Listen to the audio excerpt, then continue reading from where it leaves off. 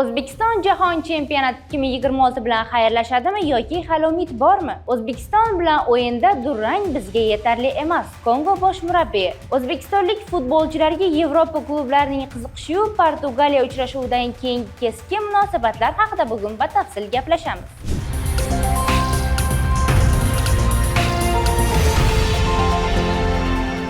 Jahon chempionati 2026 O'zbekistonning play-offga chiqish imkoniyati qanday? Ilk yo'llanmani olgan jamoalar ma'lum bo'ldi. Jahon chempionati guruh bosqichi davom etar ekan, play-off yo'llanmasini qo'lga kiritgan dastlabki 12 ta terma jamoa nomi ma'lum bo'ldi. A, B, C guruhlar yakunlariga ko'ra Meksika, JAR, Shveysariya, Kanada, Marokash, Braziliya, AQSh, Germaniya, Argentina, Fransiya, Norvegiya va Kolumbiya keyingi bosqichga chiqishni muddatidan oldin ta'minladi. Musobaqa reglamentiga ko'ra har bir guruhdan birinchi va ikkinchi o'rinni egallagan jamoalar to'g'ridan-to'g'ri play-offga yo'l oladi. Shuningdek, 3-o'rinni olgan 12 ta jamoada eng yaxshi 8 tasi ham keyingi bosqichda ishtirok etadi. O'zbekiston terma jamoasi esa Kolumbiya va Portugaliyaga mag'lub bo'lgach, guruhdan chiqish imkoniyatlari ancha murakkablashdi. Opta superkompyuter hisob-kitobiga ko'ra, terma jamoaning play-offga chiqish ehtimoli hozircha 1.65% ni tashkil etmoqda. Shuningdek, O'zbekistonning nimchorak finalga chiqish imkoniyati 0.31% ni, chorak finalga yetib borish ehtimoli esa 0.6% ni tashkil etadi. Yarim final, final va chempionlik uchun imkoniyatlar esa deyarli yo'q deb baholangan. Bundan tashqari 26-iyun kuni Ekvadorning Germaniya ustidan 2-1 hisobdagi g'alabasi ham O'zbekiston uchun vaziyatni yanada qiyinlashtirdi. Natijada Ekvador 3-o'rin egalari reytingida yuqorilab, play-off uchun raqobatni kuchaytirdi. Endi Fabio Cannavaro shogirdlari guruh bosqichining so'nggi turida Kongo Demokratik Respublikasiga qarshi maydonga tushadi. O'zbekiston play-off yo'llanmasi uchun kurashni davom ettirish uchun ushbu uchrashuvda raqibini kamida 4 to'p farq bilan mag'lub etishi kerak. Aks holda terma jamoa Jahon chempionati 2026 bilan guruh bosqichidayoq xayrlashadi. Eslatib o'tamiz, hal qiluvchi Kongo Demokratik Respublikasi va O'zbekiston o'rtasidagi uchrashuv 28-iyun kuni Toshkent vaqti bilan soat 4:30 da Atlantadagi Mercedes-Benz stadionida bo'lib o'tadi. O'zbekiston bilan o'yinda durang bizga yetarli emas. Kongo bosh murabbiyi. Jahon chempionati 2026 guruh bosqichining hal qiluvchi uchrashuvi yaqinlashar ekan, O'zbekiston terma jamoasining raqiblari uning imkoniyatlarini jiddiy baholamoqda. Ketma-ket ikkinchi murabbiy O'zbekiston bilan bahsda durang natija yetarli emasligini ta'kidlamoqda. Uning aytishicha, Portugaliya va Kolumbiyaga qarshi o'yinlar jamoaga katta tajriba bergan, biroq O'zbekistonga qarshi bahs mutlaqo boshqacha kechishini ta'kidlab, durang natija jamoasini qoniqtirmasligini ma'lum qildi. Bu safar ko'proq tavakkal qilishimizga to'g'ri keladi. O'zbekiston tartibli himoyalana oladigan va kuchli himoyachilarga ega jamoa. Shunga qaramay, maqsadimizga erishish uchun maydonda bor kuchimizni ishga solamiz. Biz jahon chempionatiga nima uchun kelganimizni yaxshi bilamiz va so'nggi o'yin biz uchun hal qiluvchi ahamiyatga ega, dedi De Sabre.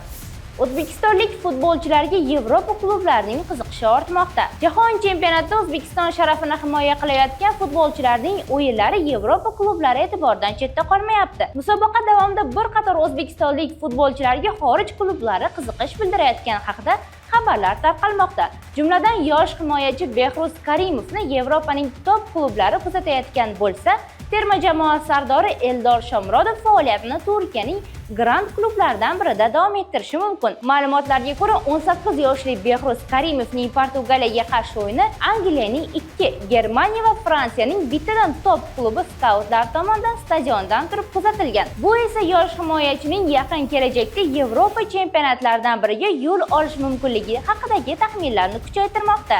Shu bilan birga O'zbekiston terma jamoa hujumchisi Eldor Shomurodov Turkiyaning Fenerbahçe klubi qiziqishlar doirasiga tushgan. Fotomatch nashrining yozishicha, klub rahbariyati yozgi transferlar oynasida Shomurodovni asosiy nomzodlardan biri sifatida ko'rmoqda.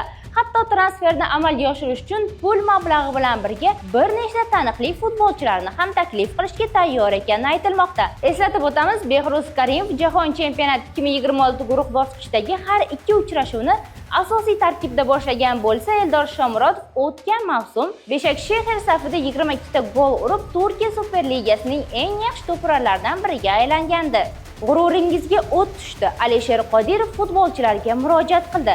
O'zbekiston milliy terma jamoasining Portugaliyaga qarshi yirik mag'lubiyatidan so'ng jamoa o'yini keng muhokamalarga sabab bo'ldi. Ijtimoiy tarmoqlarda va jamoatchilik orasida terma jamoaning o'yini yuzasidan turli fikrlar yangrayotgan bir paytda siyosatchi Alisher Qodirov ham futbolchilarga murojaat bilan chiqdi. Uning fikricha, O'zbekiston Portugaliyaga qarshi uchrashuvdagi yirik mag'lubiyatga loyiq emas edi. Shu bilan birga Qodirov futbolchilar Kongo Demokratik Respublikasiga qarshi bo'ladigan hal qiluvchi bahsda avvalo o'z sha'ni va g'ururi uchun maydonga tushish kerakligini ta'kidladi.